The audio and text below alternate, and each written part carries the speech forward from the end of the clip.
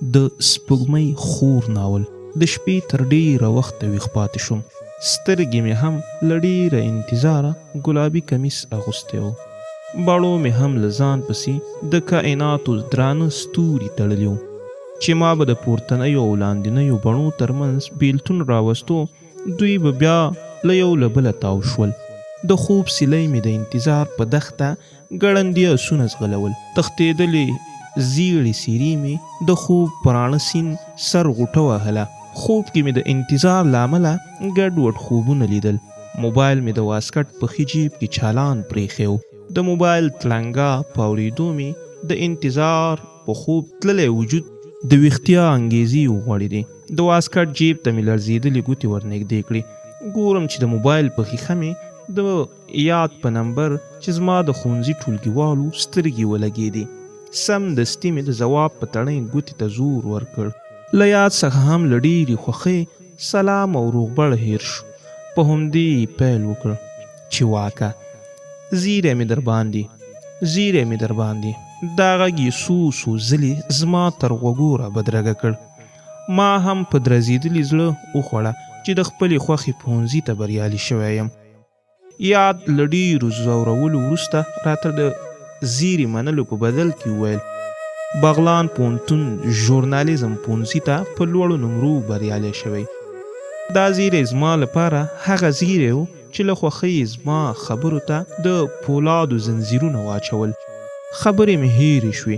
وجود مې له ډېرې خوښۍ د سړو څادر واغوست. طبیعت راته له هر لوري د مبارکۍ نارې وهلې. په شونډو مې نرۍ مسکا خوره وه. کور کې اوسېدل راته دومره ښه نه ښکارېدل. په همدې تلوسه کې وم چې کله به د پوهنتون د دروازې په زړه د مینې ډک قدمونه ږدمه. ژوند مې له طبیعته نوي رنګونه اخیستل.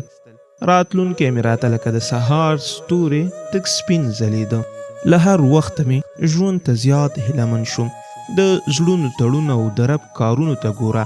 یاد چې د ښوونځي په ټولګي کې راته نږدې ملګری و، په پوهنتون کې هم را سره 4 کلونو لاروی شو. د ښوونیز کال د پیل 2مه ورځ 9 بجې وې. یاد را سره د موبایل په لیکه خبرې وکړې چې واکه نن به ضرور د پوهنتون لیدو ته ورځو. ما هم پرته له کوم دلیله ورسره ومنله.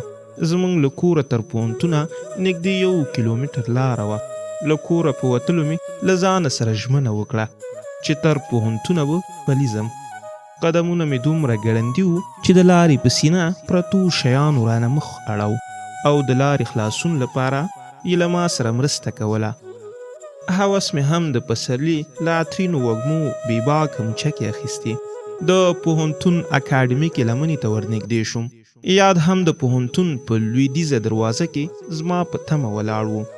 له جوړ په خیر وروسته مو دا دروازه تر شا پرېښوده او د پوهنتون په ارته سینه مو د زرین زرک په څیر پاسته قدمونه کېښودل. د خپل ټولګي پیدا کولو په لټه کې شو. ټولګی مو هم د یو څو پوښتنو وروسته پیدا وردننه شو. ټولګی هم عجیبه ښکارېده.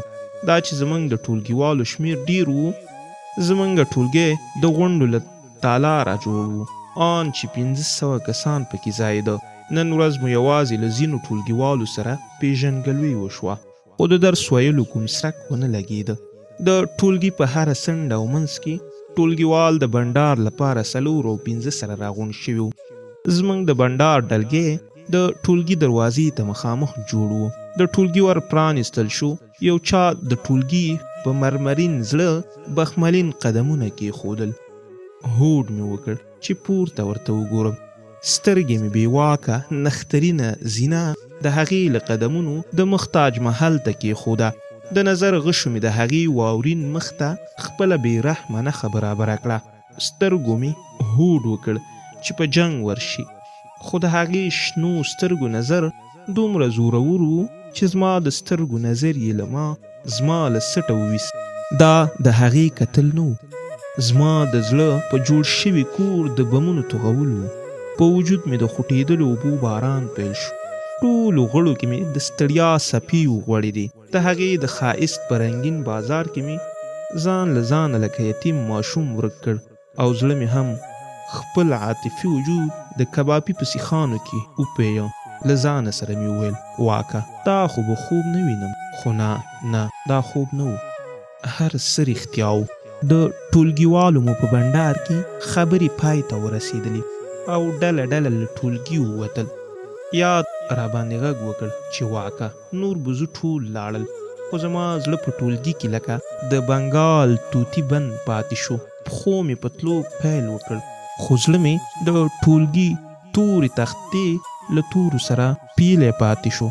نن نیمه ورځ او بشپړه شپه مې د زړه شاهین خپلې وزرې په اووم اسمان کې پړکولې. نظر مې د هغې څېره مخ ته کوله. وېرېدمه هسې نه چې د پښو له قدمونو لاندې مې نشي. ټوله شپه مې په ولاړو بړو او لوڅو سترګو تېره کړه.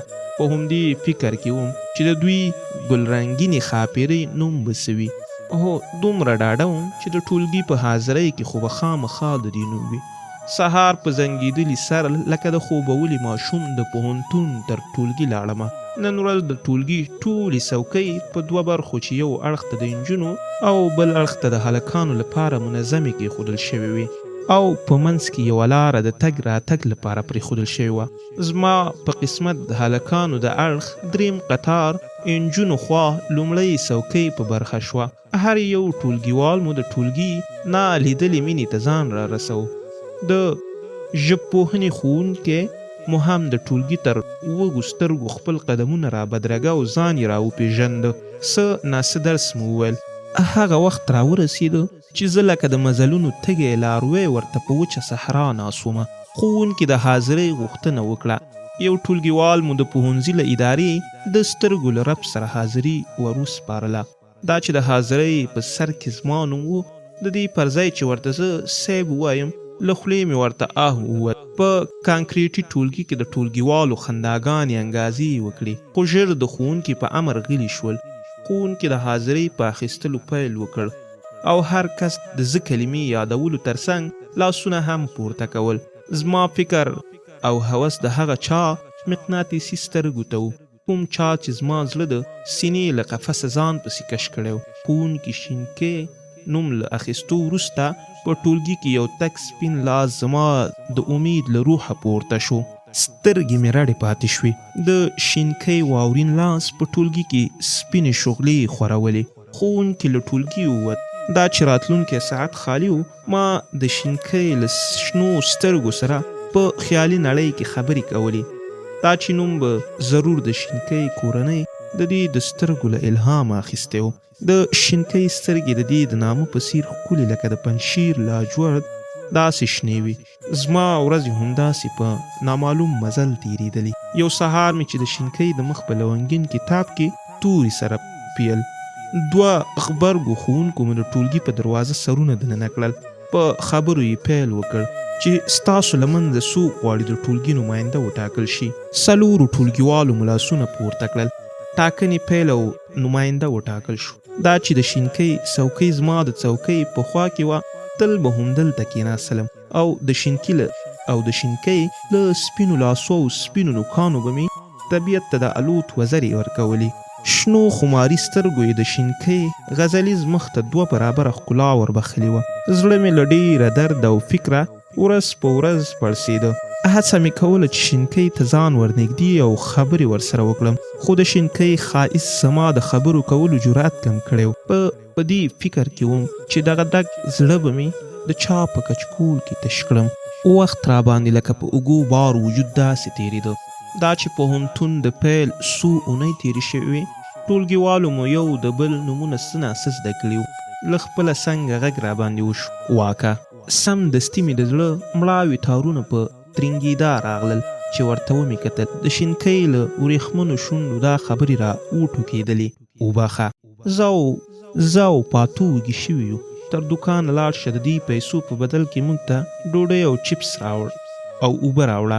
زما په بېروحه وجود کې دومره وسه نه وه چې د شینکۍ تر ګوتو مې خپلې لړزېدلې ګوتې ورنږدې کړې وای او د هغې له نوو او د هغې له نریو سپینو قلمي ګوتو مې پیسې اخیستې وې. داسې فکر مې کوو چې ټول ټولګیوال زموږ په ننداره دي. د وجود په مړو غړو مې د خولو قطارونو منډې وهلې. یو زړه مې خپل او بل مې په پور واخیست. شینکۍ ته مې وویل خیر پیسې پرېږدئ زه به یې راوړم. خو شینکۍ راسره ونه منله. پیسې یې راکړې.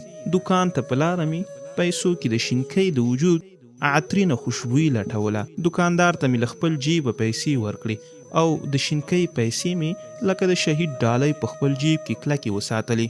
شینکۍ او پاتو دواړه زما په انتظار د ټولګي په دهلیز کې ولاړې وې چې دواړه مې د سترګو نه نظر لاندې راغلي. له زړه مې د سالنګ سیلۍ غیږه تاو کړه. خوراکي توکي مې ورته وسپارل. شینکۍ راته وویل واکه په زحمت مې کړې بخښنه غواړم. شینکۍ د پستي ژبې تر څنګه په شنو سترګو هم خبرې کولې، خو زما بایللي زړه د هغې د سترګو پوره ترجماني کوله. هغې ته پاتو زیاته ګرانه وه. دوی به لکه د مزار سپینې کوترې یو له بله نه بیلیدلې او د پوهنتون له پسرلني نظام څخه به یې خوندونه اخیستل. شینکۍ به تل ناڅاپي له سپینې خولې په ما غږ کاوه چې دوکان ته لاړ شم او دوی ته خوراکي توکي راوړم. هر ځل به په ما یو قیامت تیریدل. دا چې زما په وجود به خولې راماتې شوې او د مخ رنګ به مې بدلون وموند. یاد ته هم شکونه پیدا شوي وو. دا و د سپوږمۍ خور ناول لومړۍ برخه. تر بلې برخې مو په لوی الله سپارم. د الله په امان.